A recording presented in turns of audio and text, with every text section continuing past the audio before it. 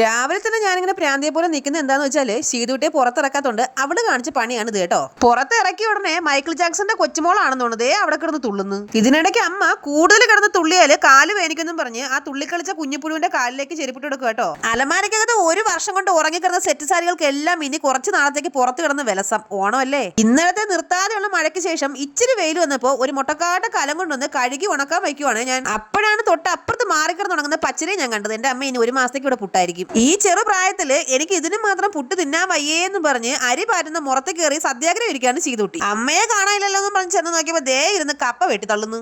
ഇതിനിടയ്ക്ക് ഉണങ്ങിയ കലം എടുത്ത് വെച്ചിട്ട് ഒന്ന് ശകുന്തളായി നോക്കിയതായിരുന്നു. അപ്പൊ അമ്മ പറയുന്നത് പട്ടി മൂത്രമൊഴിക്കാൻ നിൽക്കുന്ന മാതിരി ഉണ്ടെന്നു. ഉണക്കി വെച്ച പുളിയെല്ലാം വാരിക്കൂട്ടി കലത്തിൽ വെച്ച് അടയ്ക്കാന്ന് പറഞ്ഞപ്പോ അമ്മ പറയാണ്, അമ്മയ്ക്കൂടെ ഒരുപാട് ജോലിയുണ്ട്, നിനക്ക് വേറെ വേലയും കൂലിയൊന്നും ഇല്ലല്ലോ, പോയി പറക്കി വെക്കാൻ. അമ്മ പറഞ്ഞത് എനിക്ക് ഇഷ്ടപ്പെടാത്തോണ്ട് ഞാൻ ഒരു ലോഡ് ഉപ്പ് വാരി പുളി തട്ടിയിട്ടുണ്ട്. ഇനി തട്ടിയ ഉപ്പും കുറച്ച് എണ്ണയും ആ പുളിയും കൂടെ നന്നായിട്ട് തിരുമിയിട്ട് കലത്തിനകത്തേക്ക് വാരി കൂട്ടി വെക്കാം. ഇങ്ങനെ ഉണക്കി മൺകലത്ത് സൂക്ഷിക്കുന്ന പുളി എത്ര വർഷം കഴിഞ്ഞിട്ടാണെങ്കിലും ഒരു കേടും കൂടാതിരുന്നോളൂ കേട്ടോ. അങ്ങനെ പുളിയെല്ലാം വാരി നിറച്ച് ബി നിലവറയിൽ വെച്ച് പൂട്ടിയിട്ട് വന്നപ്പോ അമ്മ കഴിക്കാൻ ഭക്ഷണം തന്നായിരുന്നു കേട്ടോ. എനിക്ക് പിന്നെ പൊതുവെ ചോറ് അലർജി ആയതുകൊണ്ട് ഞാൻ കപ്പയും മീനുമാണ് കഴിച്ചത്. വല്ല ബിരിയാണി എങ്ങനെ ആണെങ്കിൽ ഞാൻ കാണിച്ചു തരായിരുന്നു. അങ്ങനെ ഫുഡെല്ലാം കഴിച്ചതിന് ശേഷം പതിവ് തെറ്റിക്കാതെ ഇന്നും ഞാൻ തെണ്ടാൻ ഇറങ്ങിയിട്ടുണ്ട് കേട്ടോ. ആദ്യം സ്റ്റിച്ചിങ് സെന്ററിൽ തുണി തയ്ക്കാൻ കൊടുക്കാൻ പോയേ. പിന്നെ പോയത് ആയൂരുള്ള ബിസ്മിയിലാണേ. അമ്മയ്ക്കും എനിക്ക് അടുക്കളയിൽ ഓടി നടന്ന് പാത്രം കഴുകാൻ കുറച്ച് സോപ്പ് എടുത്തിട്ടുണ്ട് കേട്ടോ. ഞാൻ എവിടെയൊക്കെ പോയി കറങ്ങിയാലും അവസാനം പാത്രം കഴുകുന്നതിന്റെ തുണി കഴുകുന്നതിന്റെ ഇടയ്ക്ക് പോയി നിൽക്കും. പിന്നെ അല്ല, നമുക്കുള്ള സാധനങ്ങളാണ് നേണ്ട ഈ നിരത്തി വെച്ചിരിക്കുന്ന കാപ്പിപ്പൊടിയും തേയിലപ്പൊടിയും. എന്റെ ശരീരത്തിലെ ബ്ലഡിനെക്കാളും കൂടുതൽ ഇടുന്നത് ചായയാണെന്ന് നിങ്ങൾക്ക് എല്ലാവർക്കും അറിയാലോ അല്ലേ? വെളിച്ചെണ്ണ കാണുമ്പോഴേ ഇപ്പൊ പേടിയാണ്.